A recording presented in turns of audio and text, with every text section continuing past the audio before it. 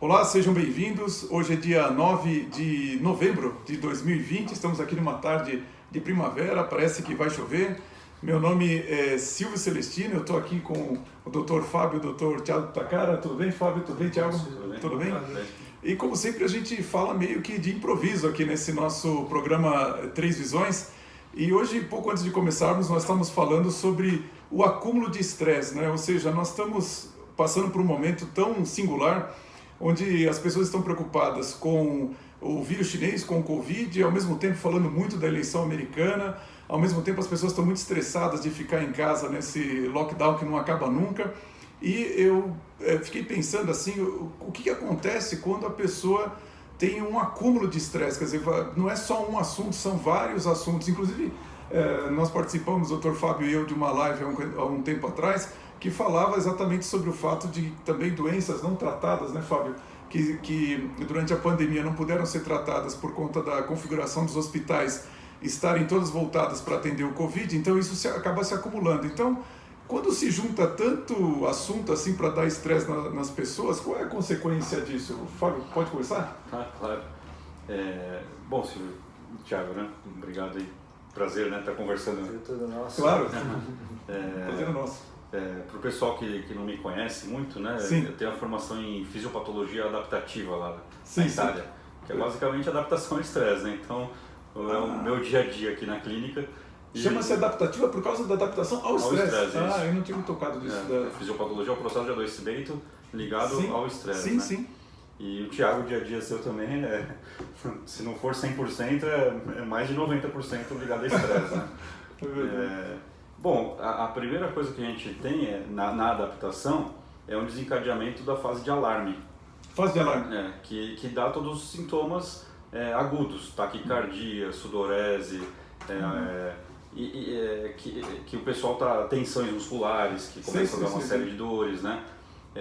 Que é o que a gente está mais habituado assim quando fala em estresse. Só que olhando com uma visão um pouco mais profunda, você pode ter uma diminuição do fluxo sanguíneo cerebral, que é exatamente o que o Thiago trabalha, e isso, uma das consequências é a alteração de percepção da realidade. De percepção da realidade? Você diminui o seu processamento de realidade, Entendi. E sua conduta, sua execução, o seu comportamento pode ficar inadequado, seja no sentido de saúde física, seja no sentido de saúde mental e social, né? Fábio, eu não sei se essa pergunta é simples de responder, mas como que alguém pode perceber que ele está com um problema de percepção da realidade? A pessoa sozinha consegue perceber isso ou não? Não tem como? É difícil. É muito difícil. É a pergunta de 1 milhão, né? Não, porque a hora que você falou, eu falei, nossa, quer dizer, como é que a pessoa vai saber isso, né? Que pode, inclusive, ser um assunto para uma outra vez, que é o viés cognitivo, o filtro cognitivo, né? Entendi. Que se mistura com tudo isso, mas muitas vezes uma síndrome do pânico, a gente tem uma ideia clara de que a pessoa não está percebendo bem a realidade. Entendi. E se a gente for pegar problemas sociais, problemas familiares complexos, isso é processado na mesma área cerebral de matemática complexa, de jogo de xadrez. Se você tem uma alteração da percepção e da execução, a chance de você acertar diminui, né? E a chance de você errar aumenta, seja nos julgamentos, nas decisões, no comportamento. Mas isso é a fase de alarme, né? Então tem sudorese, taquicardia, tensão, alteração hormonal. Depois você pode ter uma fase mais secundária, que é o que a gente está indo. Na verdade, a gente já está numa fase terciária, mas a fase secundária é uma adaptação crônica desse alarme. E aí começa a diabetes alterar um pouco, pressão subir um pouco, essas coisas mais metabólicas se conformando para adaptar ao alarme. Uma adaptação, mas aí neste caso disfuncional. Disfuncional, isso é disfuncional. Ou parafisiológica.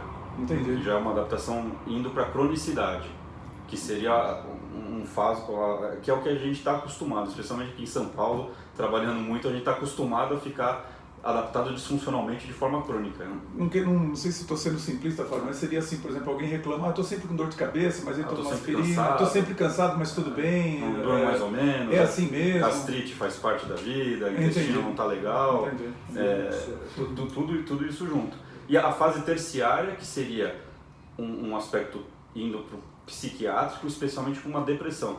que é a fase de esgotamento, colapso, burnout, Caramba. que está muito em voga hoje em dia, né? Sim, sim, sim. Então é uma fase final disso. Então, quando você tem um acúmulo muito grande de estresse, você pode desencadear adaptações que terminam nisso. Uhum. E, bom, Thiago, que tipo de problema isso tem chegado para você, ou como isso tem chegado para você, você que mexe, se quiser falar um pouquinho sobre o seu método, que para todos nós é fantástico, assim, queria... Então vamos lá, assim, por tudo que o Dr. Fábio explicou pra gente, que todo esse processo, né, primário, secundário, terciário, assim, geralmente os pacientes que me procuram, eles sempre vêm com alguma dor física. Dor física? Dor física. Dor na cervical, dor lombar, ou dor, né, no joelho.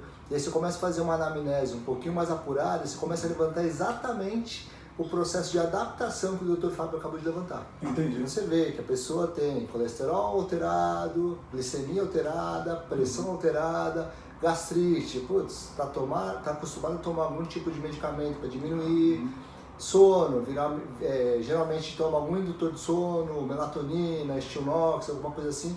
Ou seja, uma coisa está muito banalizada, do tipo, o medicamentozinho funciona. Entendi. Só que o que chega para mim são as dores físicas, onde ele já tentou todos os medicamentos, já tentou todas as intervenções físicas propriamente ditas, as fisioterapias convencionais através de exercício físico. O que eu tenho identificado cada vez mais é que o fluxo de sangue na cabeça das pessoas está comprometido.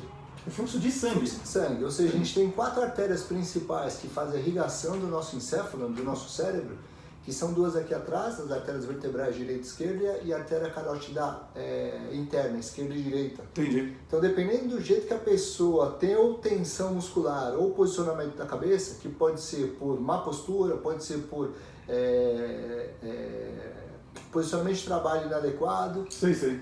ele vai estrangulando e cria uma cronicidade. E aí vai desencadeando todo o processo que o Dr. Fábio acabou de levantar. Entendi. Então, assim, o que vem os pacientes que hoje vêm me procurar foram exatamente para tentar tratar de uma dor, aquela dor mais pontual, mais aguda, porém, quando eu começo a fazer a anamnese, Sei. é impressionante o quanto ele tem de comprometimento.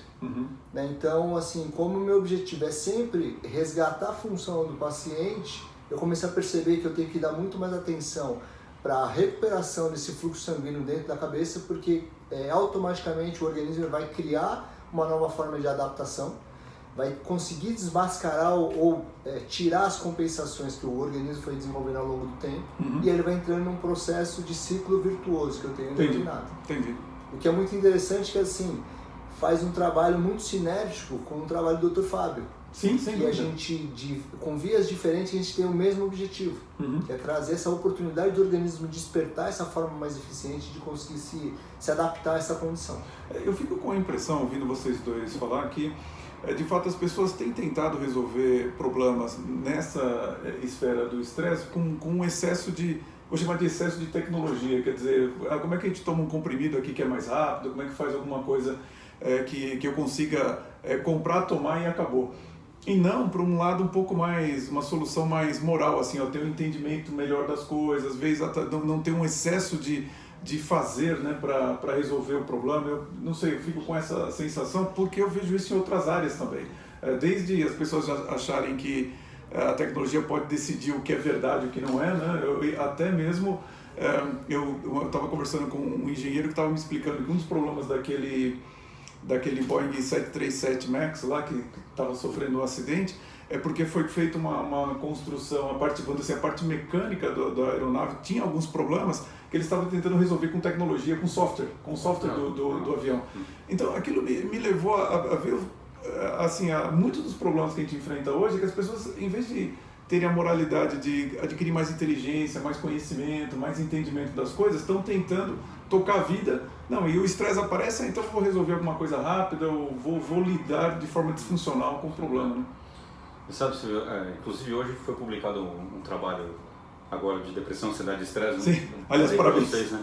Qualquer coisa a gente põe o link aí embaixo sim, depois, sim. Mas obrigado. Merecido. Mas a gente está agora com, para quem não sabe, eu trabalho com um sistema de neuromodulação e a gente está com um protocolo que faz a modulação mais de amígdala, né? Entendi. E aí tem muita gente hoje falando de amígdala, de resposta de alarme, de resposta de estresse, e pouca gente entende a fundo o que isso faz menos pessoas ainda têm alguma ferramenta eficaz para trabalhar com isso, né? Sim, sem dúvida. Então, o que a gente trabalha aqui entrega resultados eficazes. Esse trabalho publicado é uma das referências, né, dessa eficácia. A resposta de amígdala é uma resposta chamada adaptativa de via curta. É aquela reação, entre aspas, impensada, que não passa pela via cortical de processamento. Sim. Né? Então, muitas vezes, uma resposta, entre aspas, instintiva, ou no ser humano ligada a traumas, gera esse tipo de via adaptativa de resposta rápida de comportamento que pode ser completamente inadequado ao meio. Entendi. Né? Então, muitas pessoas estão falando hoje de alarme, de amígdala estressada e tudo mais, mas se não chegar lá, não corrigir o sistema elétrico do software, se não chegar lá, ajudar a parte estrutural, né, vai gerar uma redundância, um ciclo vicioso dos mais fortes que é possível de ter no ser humano. Então é uma coisa muito relevante, porque mesmo em terapias farmacológicas, ou mesmo algumas as terapias psicoterapias, né? Sim. Muitas vezes é impossível você atingir a amígdala de forma eficaz, porque a via está curta, né? Fábio, só para eu entendi tudo que você falou, mas algumas pessoas acho que não têm noção do que é a amígdala. Pode estar pensando também. que é a amígdala da garganta, né? De que amígdala é essa que você está falando? A amígdala é uma estrutura intracerebral. É no cérebro, parece uma castanha, bem profundo, profundo. Né? Tem o córtex, que é a camada superficial, Sim. que é onde ocorre a maior parte do processamento, né? Seja a percepção da realidade, parte motora, visual, linguagem, cálculos, né? Aí tem o tálamo, a amígdala tá ali. Entendi. E uma coisa muito interessante, que realmente assim, a amígdala, acho que ela se tornou até o grande atrativo para quem gosta de falar de neurociência, ou gosta de falar de estresse. Porém, assim, eu não conhecia também nenhum trabalho que fosse efetivo e específico para a amígdala, a não ser agora que eu tenho apreciado e também sido submetido ao tratamento, né, do protocolo. E também, assim, uma coisa que eu identifiquei até através das minhas experiências clínicas é que o posicionamento da amígdala também tem uma função extremamente importante. Posicionamento físico. Por quê? Pode rodar alguma coisa assim? Pode, porque assim, dependendo do jeito que ela estiver posicionada, ela pode desenvolver um estrangulamento do fluxo sanguíneo específico daquela região e você tem menos oferta de oxigênio e glicose. Ali é complicado. E aí, consequentemente, você tem menos fonte de energia básica, ela não vai funcionar direito. Entendi. Então a gente, na verdade, tem possibilidades de ter esse processo cinético, né? Para que a gente consiga resgatar todo esse trauma, todo esse mecanismo que, no meu entender, posso estar até equivocado, mas dependendo do jeito que a amígdala estiver funcionando ou não, ela atrapalha completamente nosso sistema nervoso autônomo, né? Completamente. O sistema nervoso simpático, em vez de ter esse nosso mecanismo de proteção e de fuga ou de luta, ele na verdade fica ativo o tempo todo. O sistema de alarme fica ligado. O sistema parasimpático é o que faz toda a reparação e o nosso processo de manutenção da vida, ele fica totalmente comprometido. Porque como se ele estivesse sempre em alerta, gerando estresse. Exato, porque não tem esse equilíbrio. Como não? Ele fica em alerta. Ele fica em alerta, que é o que a gente chama de estresse. Isso, esse é o estresse famosamente conhecido, né? Mas o estresse é muito mais amplo, acho que deu para o pessoal perceber. Não, sem dúvida, extremamente complexo, aí está tentando sintetizar. Olha que interessante, Thiago, eu atendo aqui algumas crianças com atipia, né? Tem algumas, a partir do momento da neuromodulação, ligado mais à amígdala, que desinibe o córtex, começam a falar. Então, assim, a amígdala ela tem ela talvez seja a via ali, a ponte para o sistema vegetativo, que é onde dá todos os sintomas, ou a maior parte dos sintomas, e ela, por sua vez, se estiver muito estressado, quem está muito traumatizado, essa quantidade de estresse que hoje existe aí é gigante. Você pode inibir o processamento cortical. Olha só. E piorar a percepção de dor. Entendi, né? Isso piora toda a dinâmica da interação do ser humano, quanto familiares, quanto amigos e quanto sociedade. Sim. Quer dizer, as consequências são graves em todos os campos da vida. Se a gente for para o lado executivo, você pode começar a tomar decisões muito equivocadas. Sim.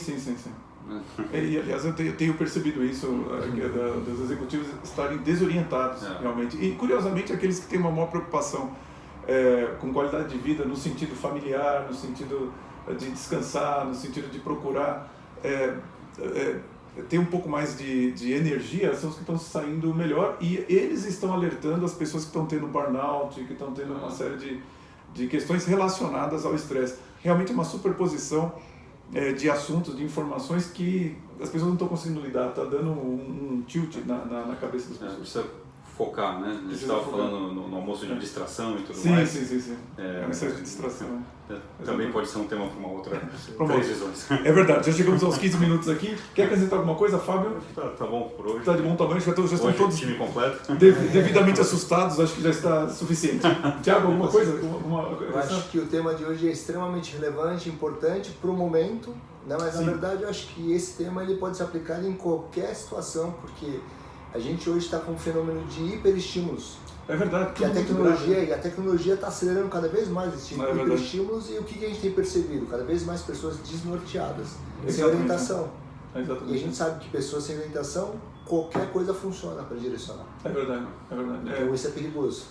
Isso me lembra até o pânico causado no início da pandemia, né? Como isso desorientou as pessoas, e elas continuam desorientadas pelo excesso de informações de assuntos diversos, extremamente complexos, e que todo mundo quer se inteirar e opinar sem ter profundidade e condições de falar sobre essas questões. Isso aí. Ok. Pessoal, muito obrigado. Se você viu algo interessante aqui no nosso bate-papo, por favor, deixe um like, comente e compartilhe. Até o próximo programa 3 Visões. Tchau, pessoal. Tchau.